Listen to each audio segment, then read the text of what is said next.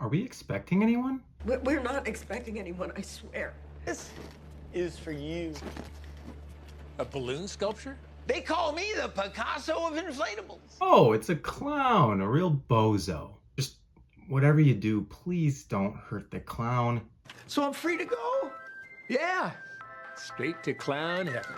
I hate clowns. Oh. Three from Hell is Rob Zombie's third movie in the Firefly trilogy, coming 14 years later from The Devil's Rejects. Three from Hell is the sequel that, well, let me just put it this way. If you're a fan of this movie, I'm sorry, because I didn't love it, and I didn't really like it either. The thing is, this movie's missing a key component, and that's Sid Haig. And I understand that Rob Zombie's script and the production kind of had to alter because of Sid Haig's health during this time. And he passed away shortly after. Rest in peace. He is literally one of the greatest horror actors, just actors that I've seen on the screen.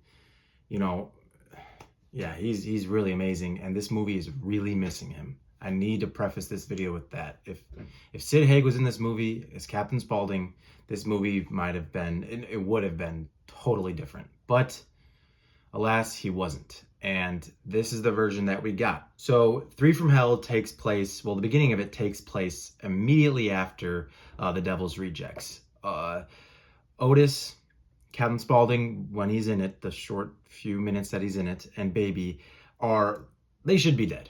There's no way they survive it. They literally say in the movie 1,000,000 to 1 odds or something like that, and they don't die. Okay, they don't die. That's all right. I would have liked some like witchcraft shit. Witchcraft. Or like maybe they literally come back from hell. That would have been awesome. But no, the doctors just saved them. Okay, fine. So they go to prison. And we do get a little interview. They're doing like this documentary on all of them. And we get a little slice of Captain Spaulding, and it was amazing to see him. Yeah, Sid Haig is just the best. I'm saying I'm just a clown dancing for the fucking man. A dancing clown that's been convicted of 38 murders. I'd have slapped the shit out of you. Then they're showing us like some people who are like, free the three, and they should be innocent. They didn't do anything wrong. Like, really? They didn't do anything wrong. They're mass serial killers. I mean, I know they're a good time sometimes, but Jesus, they are mass killers. Let's just name the three then in this movie. We got Otis Driftwood, played by the great Bill Moseley. I don't really need to say much about Bill Moseley. He is a legend. He is a horror icon at this point. And first time I saw him was in Texas Chainsaw Massacre 2, playing Chop Top. I actually really enjoyed that movie, and I thought he was a great time in it. You're my fave. Me and Bubba, my little brother, we listen to you every night. Music is my life. And him as Otis is just amazing. He makes that character, he just makes that character. There's no other way to put it. He's violent, angry, obsessive. He is a maniac. But he also has that comedic side to him that Bill Moseley brings, which is beautiful. And then we have Baby, played by Sherri Moon Zombie. I think Sherri Moon Zombie took a back step in this movie that she brought in The Devil's Rejects. I actually really liked Baby's character in the last movie. I didn't like her so much in this one. And the last character we got is Richard Brake, playing Winslow Foxworth, or Foxy.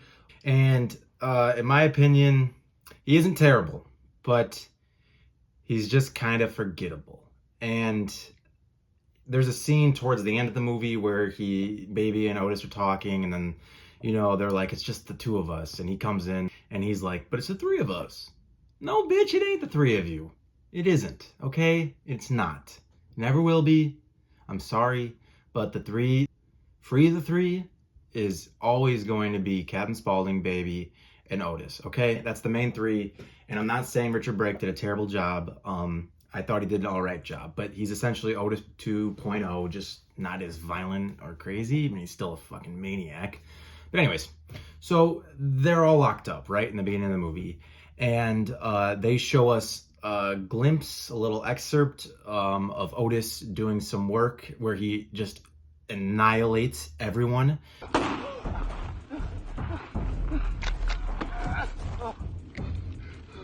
Who are you? Payback's a bitch, motherfucker. Killing Danny Trejo's character, which, all right, shit. You're gonna bring Danny Trejo back into this and kill him off right away. That's okay, fine. And he escapes, and that's when he meets up with Foxy.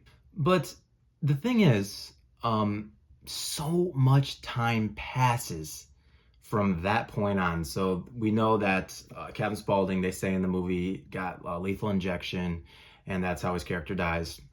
And Baby's in prison literally for 10 years. And like the first chunk of this movie is literally Otis and Foxy kind of just fucking off, killing people, and Baby in prison. And, you know, the things that go down in prison with her, you know, there's a female guard who, you know, tries to sick some prisoners on her, but Baby fucks them up because these guys, we gotta understand, these characters, these serial killers, they're like ninjas. They're literally like the best fighters ever too. They're not just psycho killers. They're literally like UFC fighters. It's insane. So she fucks them up easy.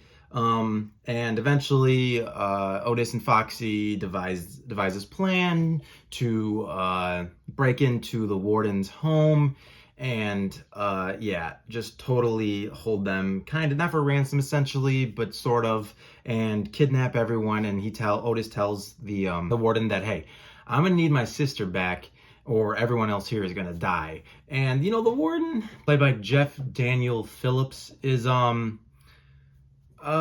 cartoonish character. He is when he's forced into this plan to go back to the prison to get Baby out, he's just doing blow, and this guard comes in and he's like, Sergeant, I'm gonna need Baby, right? And she's like, call me Sergeant, huh? You knew my name when you had your hands down my pants. It's actually kind of comedic, but it's just like, what the fuck? You know, it's just like, what the fuck is going on? So he gets her out and he brings him back to the house where he has the warden, his wife, another officer, and his wife as well. They're all just tied up. They've been beaten, and that's where we got that clown scene. He comes in during the dinner. The clown gets annihilated. Gross scene, but very violent, very bloody. If you like a good violent movie like this, like if you like just pure violence, this is the movie for you. I cannot deny that. So it goes on, right? And they kill everyone. They just kill them all. And they leave, and then this is what I call the motel part of the movie. Rob Zombie loves him some motels. And they go to one motel. They're all, you know, shacked up there. I don't really know what their next plan is. Foxy is talking to Otis about some sort of porno that he wants to make one day. It's the house selling salami. Every time he rings the bell, ding dong, opens it up. Woman says, show me your salami, motherfucker. And this leads to Baby being like, I need to get some soda. So she goes out, but Otis is like, hey, you got 10 minutes. Don't really kill anyone. We're trying to lay low. What do you think she does? She just murders some random dude and yeah, fucks him up pretty nicely. And then Otis is like, oh, we gotta go. We gotta go because, you know, Baby, you can't control your urges. And that leads them going to Mexico, the final act of this movie. And when they're in Mexico, I actually did enjoy this last part. They're in Mexico, kind of, you know, recuperating, trying to figure out what they really are gonna do. They're pure wanderers, drifters. No pun intended from Otis there. They're laying low, and we get, you know, kind of my favorite character in this movie, played by Pancho Moller. His name is Sebastian in the movie, and he's just awesome. He really brings it. He helps the killers out. He kind of draws his bond with Baby, and he really just keeps coming back even after he gets fucked up, you know, towards the end here. They're partying in Mexico. They're trying to live their life, I suppose. Of course, Otis and Foxy got to get it on with some prostitutes. So they do that. Baby wins a knife throwing competition, but Danny Trejo's brother, named Emilio Riveras, his name is Aquarius, I believe, in the film, gets a call from the innkeeper, played by David Query. His name is Travis in the film, and the innkeeper, the motel guy, you know, runs the motel. He kind of talks like this. Every word is kind of emphasized.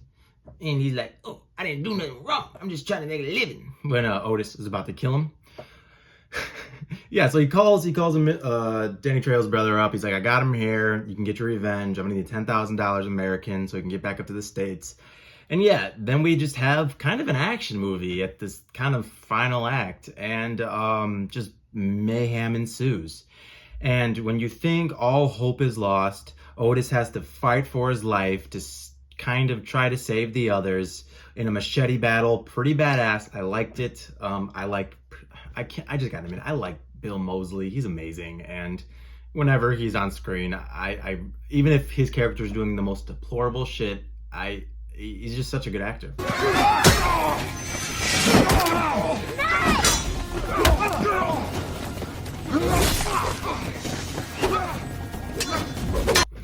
And yeah, they eventually win the fight.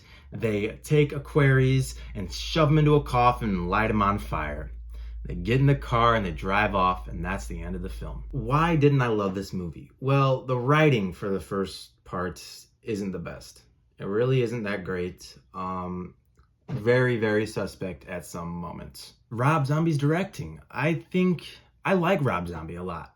I do. I like his music, maybe even more, but I do like his horror movies, as I've mentioned in my previous videos. I don't know, I just feel like this movie, since maybe everything was kind of rushed after everything with Sid Haig, that he kind of just had to produce this, so I can't really blame him on that, but this is, like I said, the final product, and I didn't love it. I do like those like slide cuts he does in his movies, and he does a lot of them in this one. I actually enjoy those. They're pretty cool. I didn't love all of the acting, like I mentioned. Some characters are amazing, some characters aren't.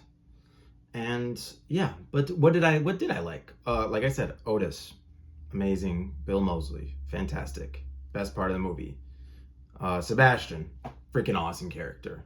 I like the violence. I like the horror. I liked the gore, the blood. I mean, as a horror fan, that's what I'm asking for. And Rob Zombie doesn't do jump scares, at least in these movies. It's all just tension building and pure shock value. It's not just jumping out to get a quick scare on you.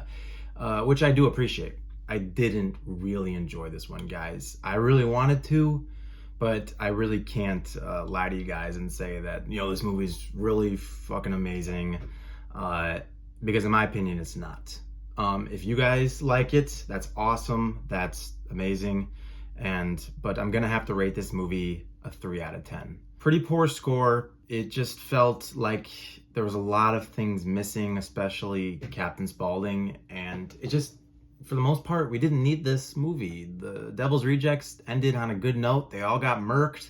It's kind of what they deserved, and it could have just ended there. If you guys liked this video, if you considered subscribing and liking the video, it really helps out my channel. I'm trying to grow a pretty cool horror community on YouTube. And yeah, I really appreciate all the views you guys are giving me. I appreciate all the love you've been showing me. And yeah, I can't wait to do more. Thanks, guys.